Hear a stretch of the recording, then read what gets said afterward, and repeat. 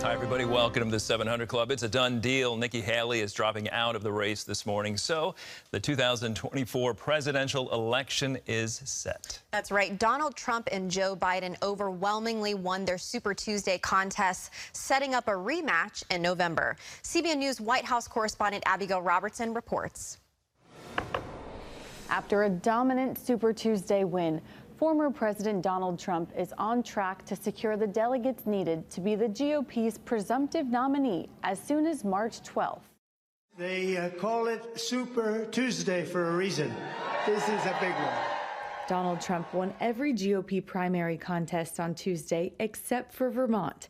Nikki Haley watched the results with her staff in South Carolina and made no public remarks as Trump celebrated his big victories in Florida. There's never been anything so conclusive. This was an amazing night, an amazing day. It's been an incredible period of time in our country's history. It's been sad in so many ways, but I think it's going to be inspiring because we're going to do something that, frankly, nobody's been able to do for a long time. This morning, the Haley campaign announced she'll speak in Charleston at 10 a.m. The Wall Street Journal reports she's suspending her campaign. CBN's chief political analyst David Brody predicting this Tuesday night. But this is not Super Tuesday. This is Snoozer Tuesday.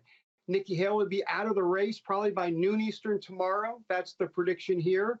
And this is Donald Trump's GOP. Brody says the primary results show Republicans want a do-over. But writ large, the Republican Party believes that Donald Trump got gypped in 2020. They want him to rectify what happened, and they are on his side. President Biden swept the Democratic contest, and his campaign is viewing Tuesday as the kickoff to the general election, with Biden set to ramp up his attacks to distinguish himself from his 2020 rival. Biden said in a statement Tuesday night, "Today, millions of voters across the country made their voices heard, showing that they are ready to fight back against Donald Trump's extreme plan to take us backwards." Despite dominating their party's primaries, many Americans are unenthusiastic to see the two presidents face off again. I voted for our current President Biden, and mostly voting for him because I'm concerned about the state of our democracy if Trump is reelected. With a likely Trump-Biden rematch in November, major warning signs face President Biden's campaign. They include multiple recent polls which show Trump leading in a head-to-head matchup against the incumbent, who also lost ground with young voters and Hispanics. Reporting from Virginia, Abigail Robertson, CBN News. All right, thank you. In other news, a ceasefire deal is on the table, but Hamas refuses to agree to the terms. Ephraim Graham has that story and more from the CBN newsroom. Ephraim? Andrew, the U.S. is urging Hamas to take the deal and free more hostages, but leaders in the terror group say a temporary ceasefire does not go far enough. With the Islamic holy month of Ramadan fast approaching, time is running out for an agreement. Paul Strand reports now from Jerusalem. As the war in Gaza continues, negotiators in Egypt have yet to achieve a breakthrough with Hamas for a ceasefire. President Biden says Israel has done its part, and now it's up to the terror group to reach an agreement. The hostage deal is in the hands of Hamas right now, because they've been an offer, rational offer. The Israelis have agreed to it. Hamas leaders reject the idea of a temporary ceasefire, calling it a trick by America and Israel to let the Jewish nation just keep on killing Palestinians in Gaza. I think it's a political farce for the American administration to support the Israeli opinion that Israel has the right to stop killing for a few weeks and then return to that killing. The U.S. counters Hamas could end the fighting today. They could end this entire conflict, right? We don't need a temporary ceasefire. Hamas would lay down their weapons and stop fighting. You could have a permanent ceasefire because Israel would have accomplished its military objectives. With respect to the temporary ceasefire that we are trying to achieve, we very much think that an agreement is reachable. The Islamic holy month Ramadan, the unofficial deadline for an agreement, begins in a few days and has often been a time of increased Muslim violence. Hamas, Iran, and its other proxies in the region are openly for more October 7th style attacks, but this time in Jerusalem and on the Temple Mount. There's got to be a ceasefire because Ramadan, if we get into a circumstance where this continues through Ramadan, Israel and Jerusalem, then it could be very, very dangerous. For instance, Turkey's president is warning Israel not to restrict access to the Temple Mount for Muslims during Ramadan, or it will face real trouble. The consequences of taking such a step will undoubtedly be very severe. Israel's prime minister is reassuring the world that his nation will protect religious freedom. We will do everything to preserve the freedom of worship on the Temple Mount. Israel's policy has always been and always will be to maintain freedom of worship for all religions. Meanwhile, as Iran's proxy Hezbollah starts firing many more missiles into northern Israel, the Jewish nation's defense minister warns that Hezbollah's increased aggression is, quote, dragging the parties to a dangerous escalation. The U.S. is trying to work out a peace deal between Israel and Hezbollah, and some Israelis warn America must succeed or fighting could spiral out of control. The U.S. wants to avoid a regional and maybe global war. It needs to show leadership and really, really deter Iran and Hezbollah. As for Hamas, a new UN report accepts charges the terror group committed widespread rape and sexual violence October 7th. The report took 5 months, but Israelis are gratified the truth's finally been acknowledged.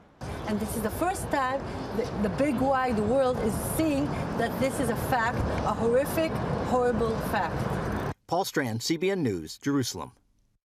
I want to turn now to the Texas Panhandle, where 6 wildfires are still burning, including the largest in the state's history.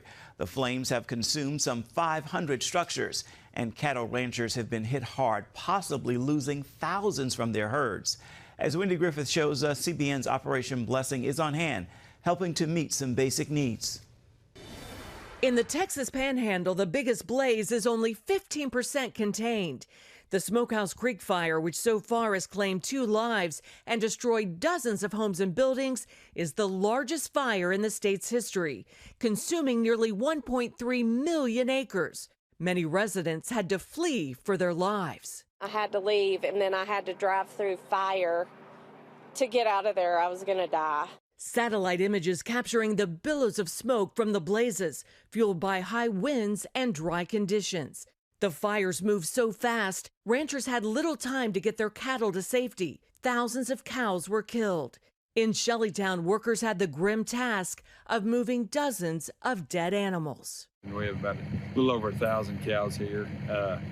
As you can see behind us, we're picking up deads today. By the time it's all said and done, we're going to have lost probably 200 to 250 head, and that's just cows. We're right in the middle of calving season. I've spent the last 15 years building this cow herd up, and you can lose it overnight.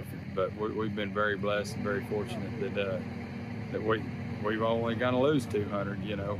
The fires also spread through the small panhandle town of Borger, Texas. This pastor had to house some of his congregants at the church when the fires got close. They had to actually live up in our fellowship hall for a few days while they were getting everything straight, what happened with their house and everything. What we originally felt about it was that we've got to find a way to be the hands and feet of Jesus and to be the church in this situation and not just come to church. CBN's Operation Blessing is working with several churches in the area to get basic needs to people, including food and water, hygiene kits, EMS care kits, rakes, shovels, cleanup supplies, clothing, batteries, and emergency meal kits. Pastor Shields says Operation Blessing is showing the love of Jesus to those who are suffering. It means a lot to have support of different organizations that come, like Operation Blessing and things like this, to come and support, you know, these communities in this time of need and this time of devastation, you could call it, I think, and because it shows that, you know, people do care and people, you know, do want to help. Officials have yet to determine a cause of the fire, but some residents have filed suit against a local power company, claiming downed power lines played a part. Meanwhile, firefighters are hoping rain in the forecast this week will give them the upper hand against the flames. Wendy Griffith, CBN News. Again, 6 wildfires are still burning, so much help is still needed. Andrew? Yeah, thank you, Ephraim. We talked last week about how the weather was not going to help, and that certainly proved true, and things are changing in the next couple of days, which is good. But yeah, 6 wildfires still burning, and you saw Operation Blessing is on the ground. We're in that area providing relief efforts in your name, but ultimately in the name of Jesus. If you'd like to get on board with relief efforts there and help Operation Blessing be the hands and feet of Jesus, you heard the pastor say it's so important to know somebody cares, and we know you care. So you can contact Operation Blessing by calling 1-800-700-7000. A great way is to text OBDR to 71777, or you can write us the Operation Blessing Disaster Relief Fund, CBN Center, Virginia Beach, Virginia 23463. However you do so, Operation Blessing would welcome your support as we try to support others in the name of Jesus. Thank you so much for helping.